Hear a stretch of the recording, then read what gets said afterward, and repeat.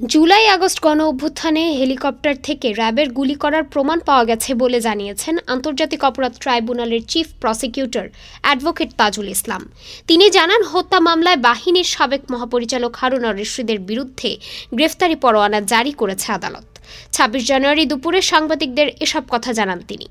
তাজুল ইসলাম জানান, এখন পর্যন্ত ৯৬ জনের বিরুদ্ধে গ্রেফতারি পরোয়ানা জারি করা হয়েছে। এর মধ্যে সাবেক মন্ত্রী, আওয়ামী লীগ নেতা ও পুলিশ কর্মকর্তারাই বেশি। এদিকে আন্দোলন চলাকালে আশুলিয়ায় ৬ জনের মরদেহ পোড়ানোর মামলায় ২ সাবেক পুলিশ সদস্যকে আন্তর্জাতিক অপরাধ ট্রাইব্যুনালে হাজির করা হয়েছে। তারা হলেন এসআই আব্দুল মালেক ও কনস্টেবল মুকুল চোকদার।